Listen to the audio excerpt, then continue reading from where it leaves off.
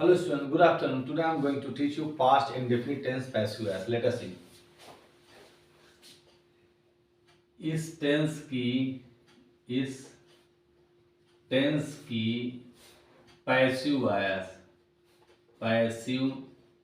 Voice बनाने के लिए इस टेंस की पैसिव वॉयस बनाने के लिए एक्टिव वॉयस का कर्म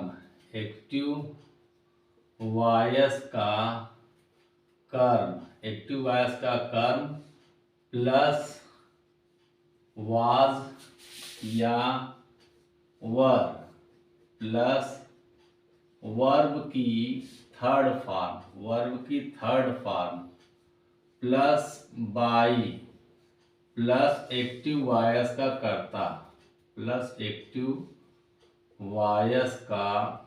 कर्ता ठीक। अब जैसे नियम हो गया क्या, इस टेंस की पैसिव वॉयस बनाने के लिए एक्टिव वॉयस का कर्म प्लस वाज या वेयर प्लस वर्ब की third form plus by plus active voice का कर्ता। अब जैसे अब हम लोग यहाँ पे सेंटेंस देख लेते हैं। जैसे मैं क्रिकेट खेलता था, मैं क्रिकेट खेलता था ठीक। अब जब आप इसको ट्रांसलेट करेंगे तो ये एक्टिव होगा। क्या हो जाएगा, मैं क्रिकेट खेलता था का translation I played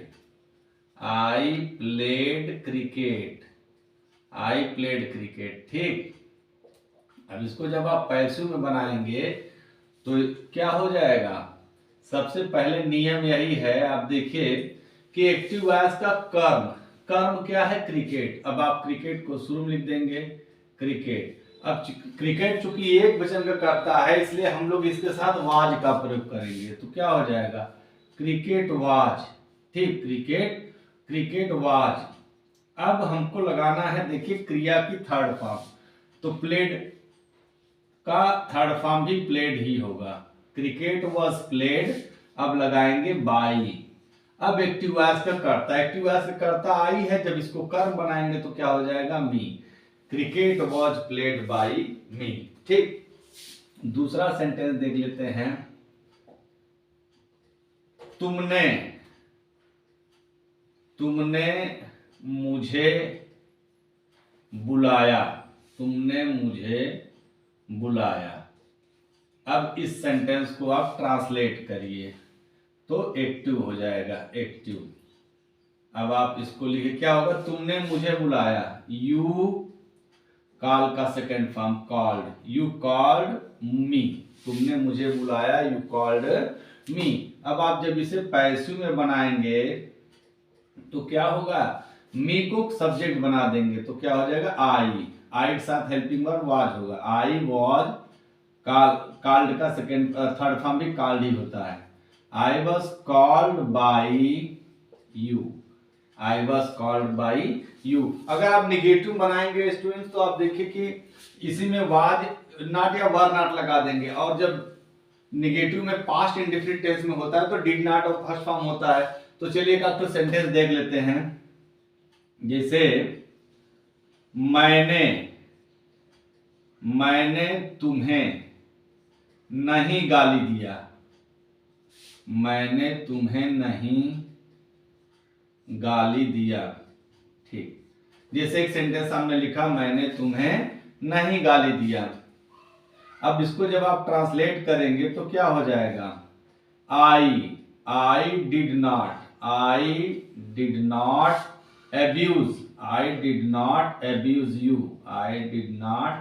abuse you ठीक। अब आप जब इसे पैसिव में बनाएंगे तो क्या हो जाएगा, पैसिव में सबसे पहले कर्म क्या है, यू को कर्ता बनाइए तो यू का यू ही होगा, यू।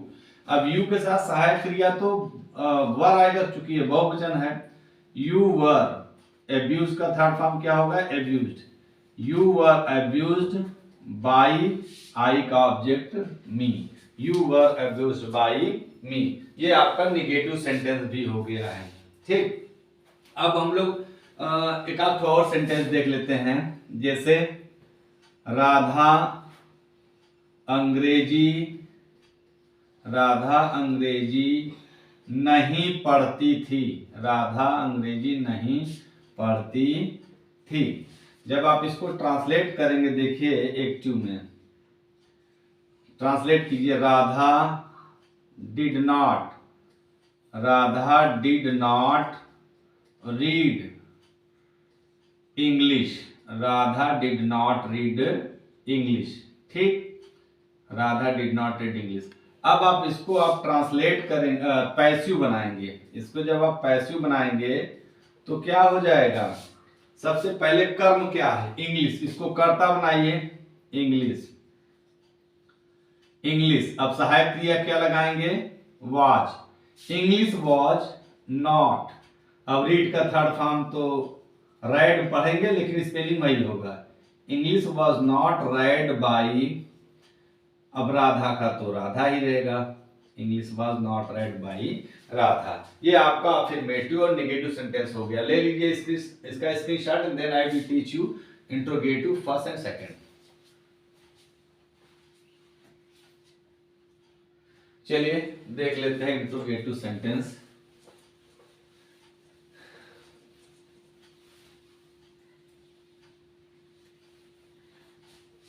अब इंट्रोगेटिव सेंटेंस है तो उसका जब पैसिव बनाएंगे तो रूल क्या है?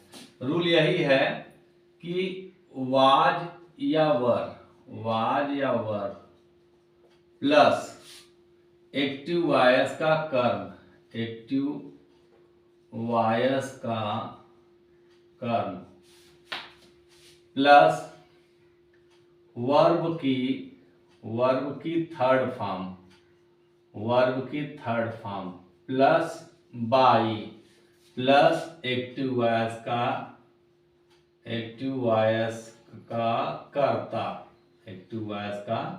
कर्ता।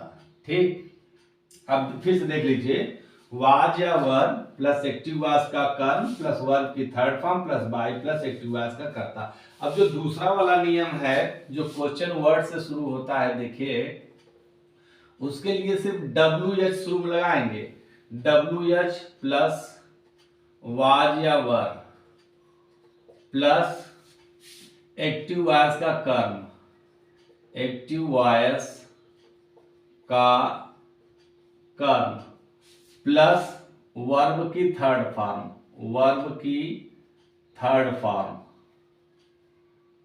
Plus by plus active voice का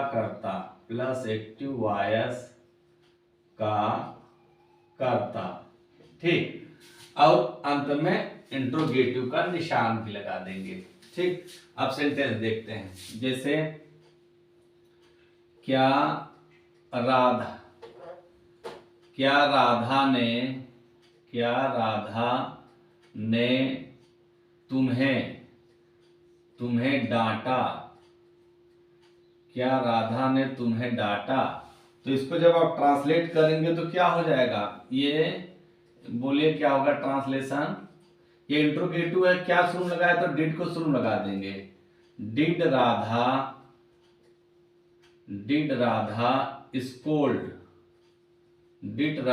स्कोल्ड यू। ठीक, डिड राधा स्कोल्ड यू, क्या राधा ने तुम्हें डांटा। अब इसको जब आप पैसिव बनाएंगे तो क्या हो जाएगा? अब कर्म को जब कर्ता बनाएंगे तो इसके साथ सहायक क्रिया हम लोग लगाएंगे। क्योंकि कर्म जो है ये बहुवचन का है तो इसके साथ सहायक क्रिया वर आ जाएगा। वर यू स्कोल्ड का third form scolded, were you scolded by, अब राधा का कर्म भी राधा ही होगा। Were you scolded by Radha. एक आध सेंटेंस और देखते हैं। दूसरा, अमित ने तुम्हें क्यों बुलाया। अमित ने तुम्हें क्यों बुलाया। सेंटेंस हो गया अमित ने तुम्हें क्यों बुलाया। अगर आप इसको जब ट्रांसलेट करेंगे तो ये एक्टिव हो जाएगा। ठीक है, एक्टिव में क्या होगा? अमित ने तुम्हें क्यों बुलाया, तो क्यों की अंग्रेजी क्या होगी? वाई। अब सहायक क्रिया did. Why did Amit call you.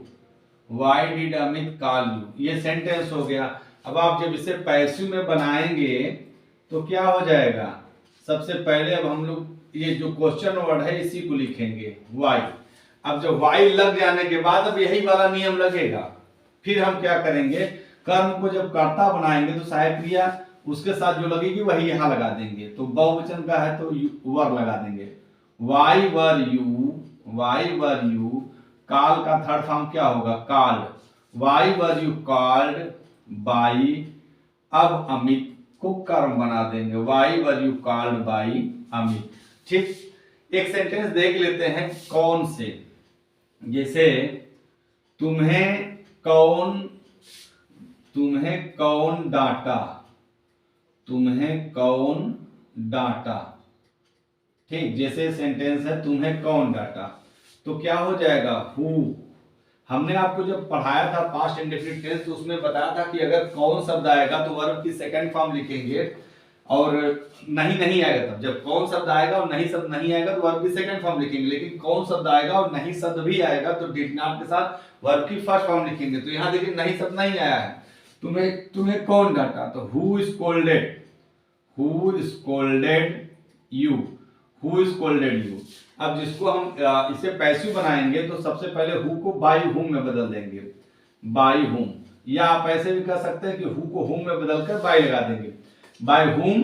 अब कर्म को कर्ता बनाएंगे, कर्म क्या है, यू, तो इसके साथ सहायक क्रिया लगा देंगे वर, by whom were you scolded, by whom were you scolded. ये आपका इंट्रोगेटिव सेंटेंस हो गया। अब स्टूडेंट्स हम लोग यहां देख लेते हैं डायरेक्ट पैसिव है, जो कि बोलने के लिए बड़ा ही काम आता है। डायरेक्ट पैसिव बोलने के लिए काम में आता है, कहानी वाले ट्रांसलेशन में आता है। जैसे पहला सेंटेंस है हिंदी पढ़ाई गई, हिंदी पढ़ाई गई। ठीक, अब जब इसको ट्रांसलेट करेंगे तो क्या हो जाएगा, हिंदी वॉज, टीच का third form taught, Hindi was taught. दूसरा सेंटेंस है किताबें कैसे खरीदी गई, किताबें कैसे खरीदी गई। तो क्या हो जाएगा, हाउ वर बुक्स, बाई का third form bought, how were books bought, किताबें कैसे खरीदी गई। जैसे का कौन लिख लीजिए, डाकू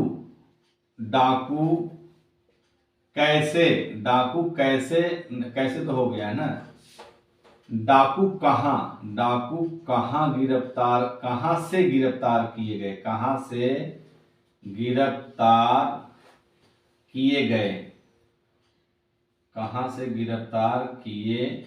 गए, अब जैसे सेंटेंस है आपका, डाकू कहां से गिरफ्तार किए गए ना, कहां से। अब कहां के पहले से, कहां के बाद से लग गया, यानी कि कहां से, उस जगह से। तब जब आप ट्रांसलेट करेंगे तो वेयर के साथ फ्रॉम लगा देंगे, फ्रॉम वेयर। अब डाकू कहां से गिरफ्तार किए गए, माने एक डाकू नहीं है, ढेर सारे डाकू हैं।